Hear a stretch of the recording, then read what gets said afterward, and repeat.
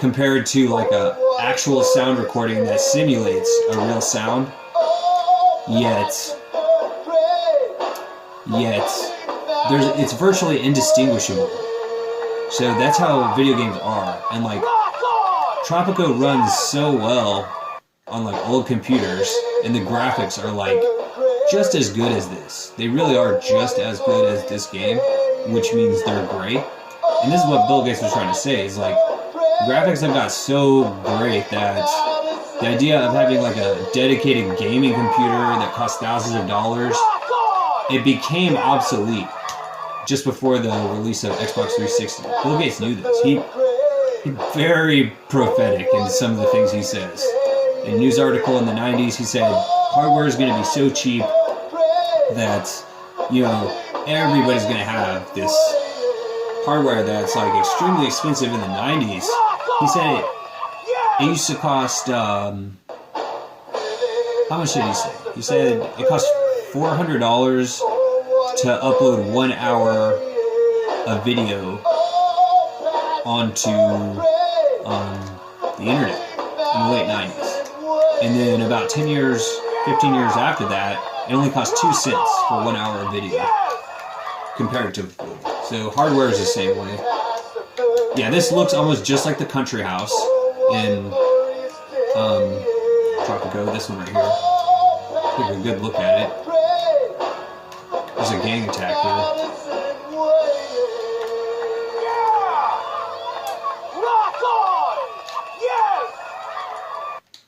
Yeah, there's a gang attack.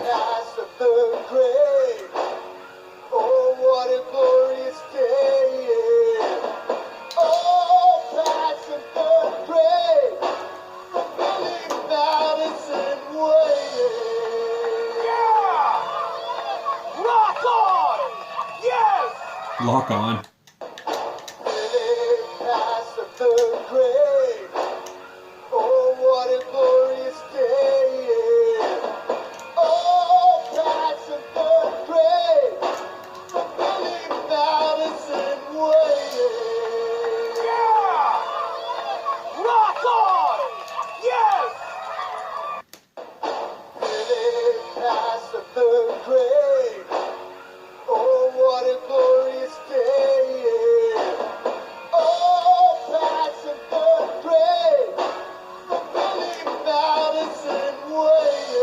So she just headed to her bunker at this point.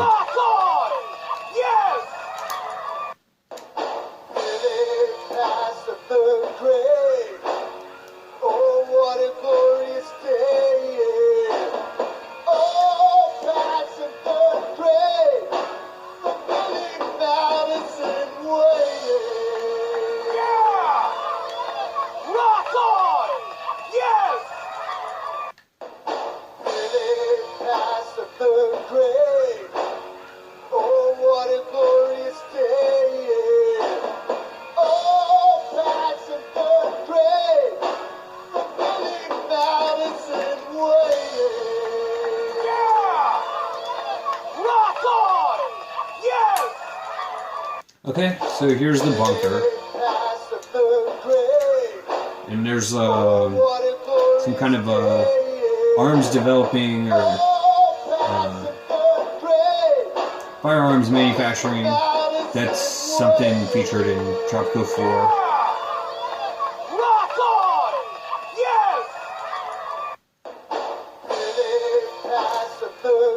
Okay,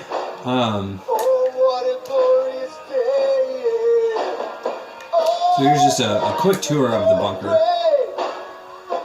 Reminds me of Day of the Dead movie. Romero movie. Romero. George A. Romero. He's featured in GTA Vice City as an Easter egg. He has like a butcher shop.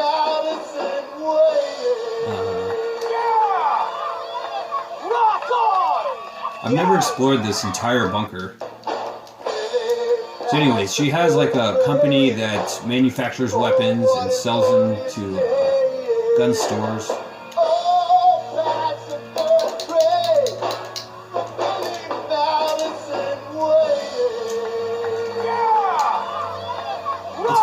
is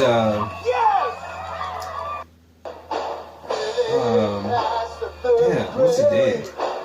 Christensen,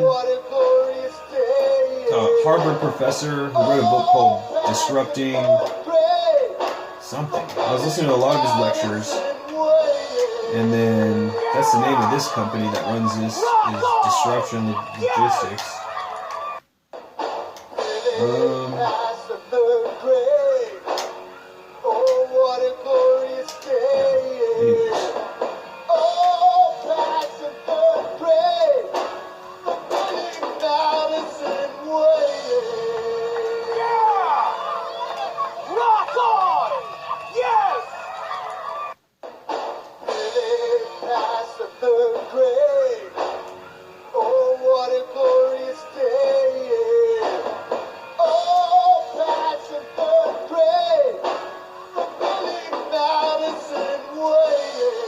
That can be expanded, I don't know. Stuff is expensive. She has $10 million, but she's already spent like $60 million.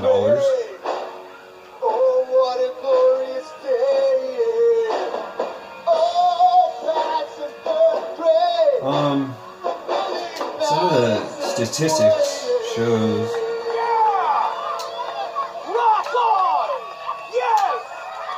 stats. Yeah, and some of the statistics shows she's made $70 million, and she's spent $64 million.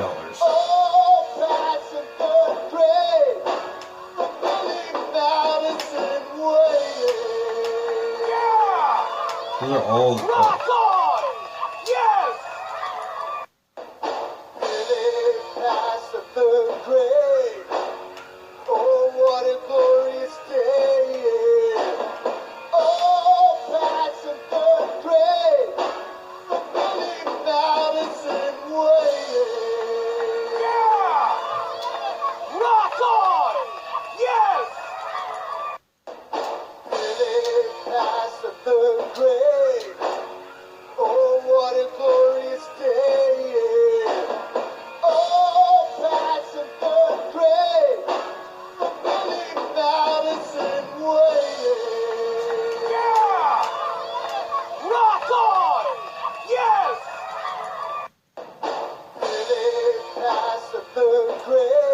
So she spent $37 million on property and utilities. The bunker is one of the properties. $22 million on vehicles and maintenance.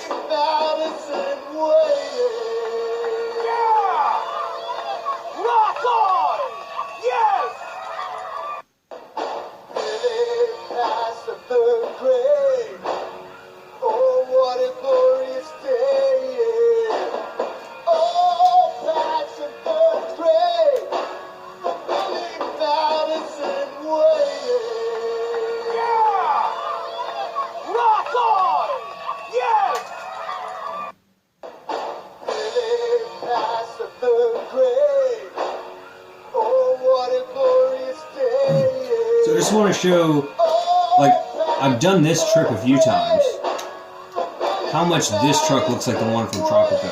I'm just going on memory here. It looks like a 1950s truck from the tropical island or whatever.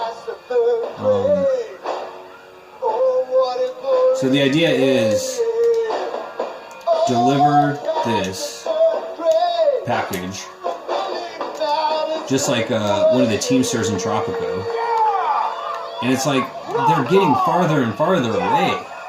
Like, that's such a long drive. This is like a 10-minute drive, and so instead of holding down the button on my controller, not to mention there's like group or guys tasked with attacking her on her way.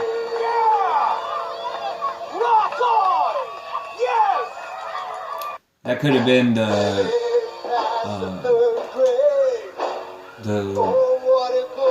Christ the Redeemer statue featured, changed into this.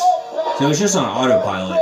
Every once in a while I do a left or right, but I still have to pay attention, especially when like the braking doesn't work very good at all. The tires start spinning out. So this wood company, right? There's all this wood cutting manufacturer, lumber making. The lumber mills are all featured in Tropico. It kind of looks like a snapshot of one, like this whole world of San Andreas and Los Santos is like one snapshot of one game of Tropico. Because this takes place in only one point in time. In like 2012 is supposed to be of GTA Online. There's the lumber mill.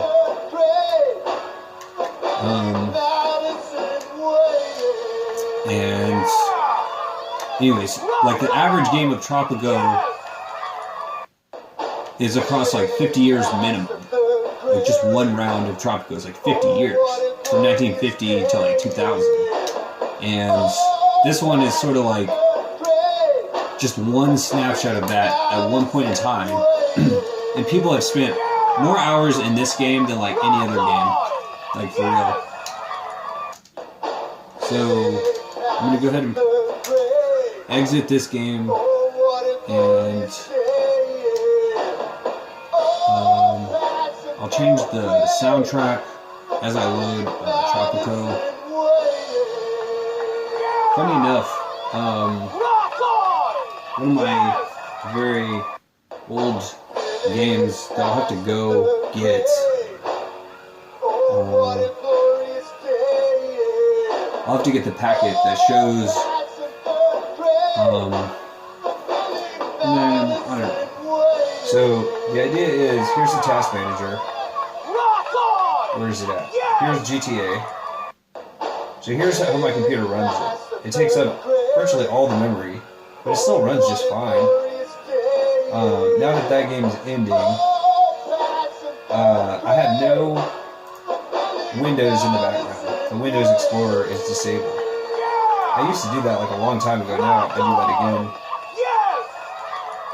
And so I can even end the task manager here. Where's it at?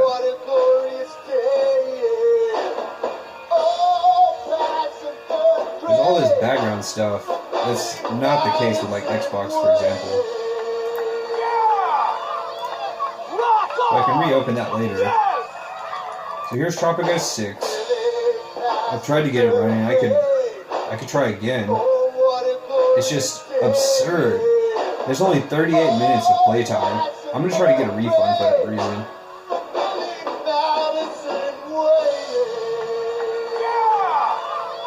Yeah. This is made by a different company.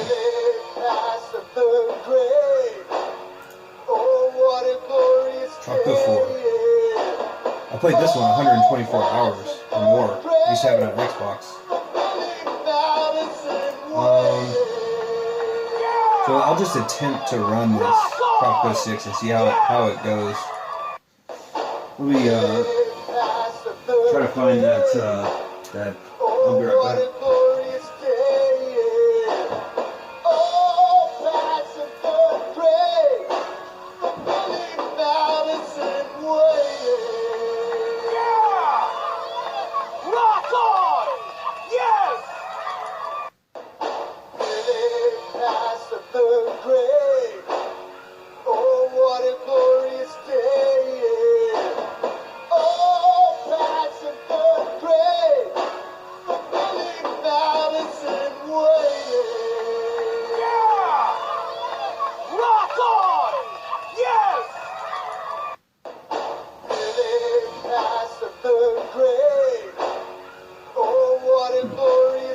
I had to get some water too. I was like extremely excited for this game. Like 5 years ago, I pre-ordered it. I paid full $60 or whatever it was, and I've never had a computer that could run it. Like it kind of barely runs. It's more fun to play Tropico 4 or 5 instead. And it's on the Unreal. I hate the Unreal Engine. So here's Battlefield 2142 from a long, long time ago. And so here it says like Alienware. Like this stuff is like, man, the Aurora 7500. Let me see how much that costs now. Like 15 years later, 20 years later almost. And then NVIDIA graphics card over here. So look at this, man. This is trash. It's absurd. It's seriously absurd. I don't even have a game to load.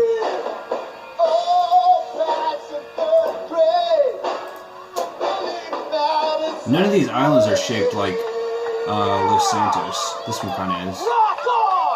And what I forgot to showcase in GTA was Cayo Perico. So here's a painting or a picture.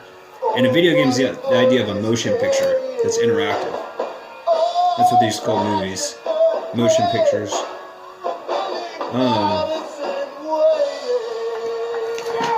Where's this that I'm looking for?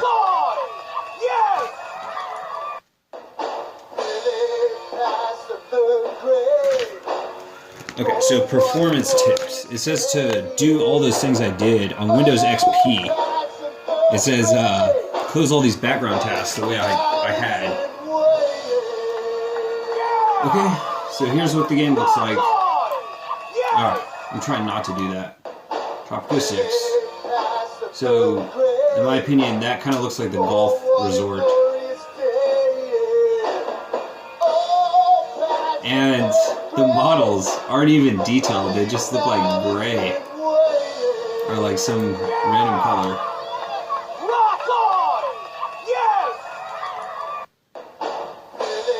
Man. It's like, I don't see any difference of this between Tropico 4 and 5 that run just fine, but this one doesn't run worth a damn. Worth anything on any of my computers, so I'm going to ask for a refund, even though it's been a long time. I haven't played it more than 30 minutes ever. Okay, so Alt space C. That's not going to work. Exit game. Okay, so I'll run Tropico 4 now.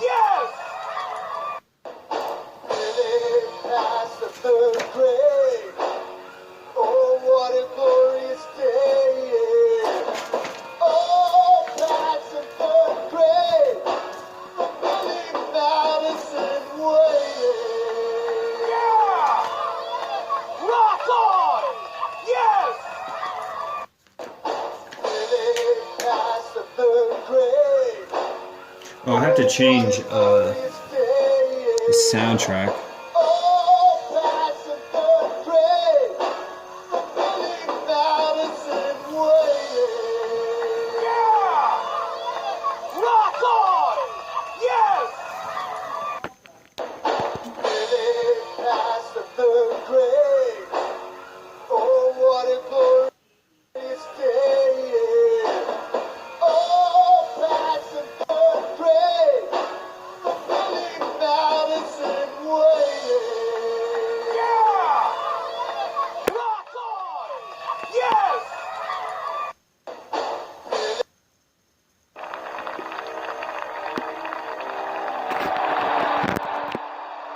In 1966, before an audience of Third World revolutionaries, There's the blimp. Fidel Castro reiterated his most unwavering commitment.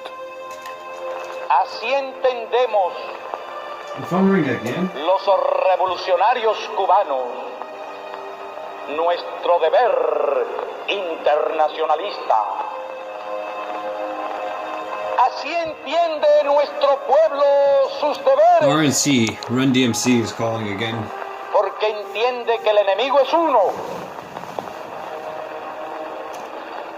El mismo que nos ataca a nosotros en nuestras costas y en nuestras tierras.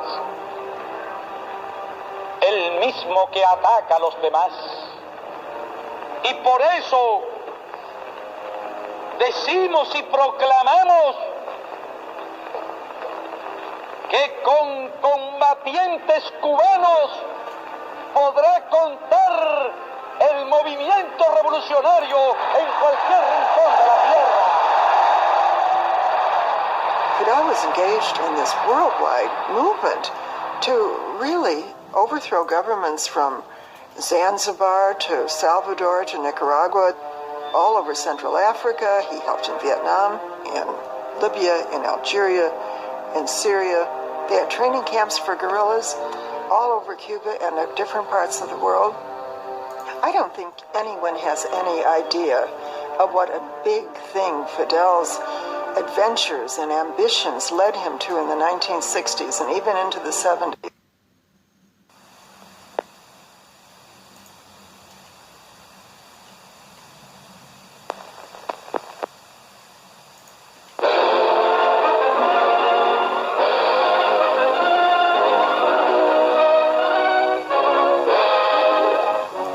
Television highlights of the news of yesteryear.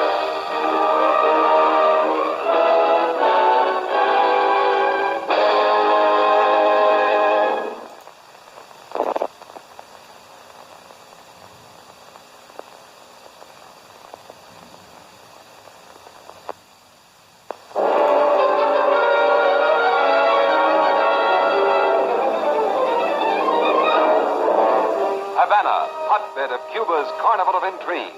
It's 1933, and newly elected President Gerardo Machado has parlayed his control of the army and of public utilities into a mighty force that has suppressed unrest and revolt.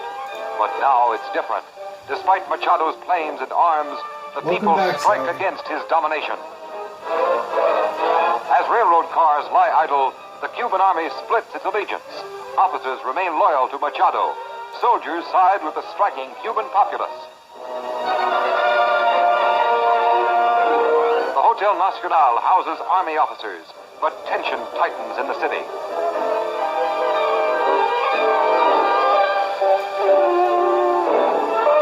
Havana's streets are almost deserted. Movement against Machado is imminent.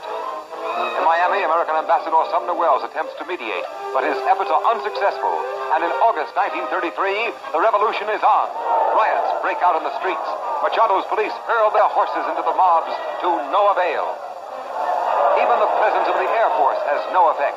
Irate Cubans, roused to fighting fury, rush to destroy Machado-owned property.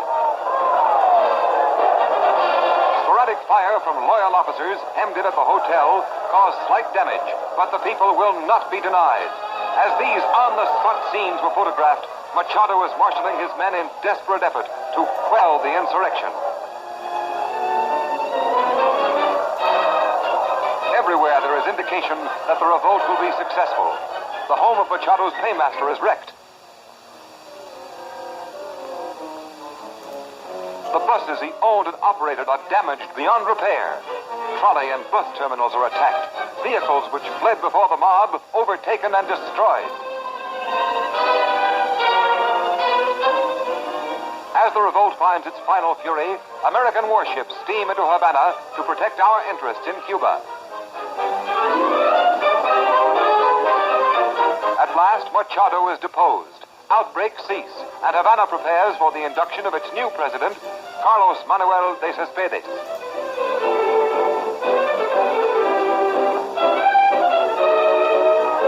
Even as these people are cheering their new government head, even as de Cespedes appears on the balcony to acknowledge their demonstration, plans are being made to oust him from office.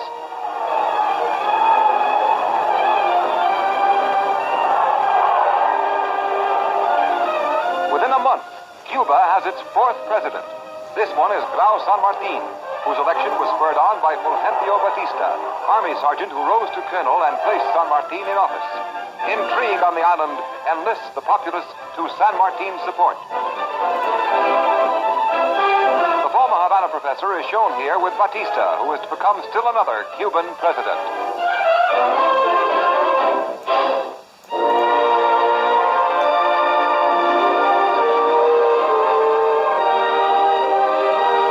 Greatest horse of all time. Yesterday's newsreel brings you the king of the turf, unbeatable, unbelievable man of war. This is the classic head of a conqueror. Retired early in the 1920s, after winning $1 million in purses and fees, Man of War sired such racing stalwarts as War Admiral, Mars, and Crusader.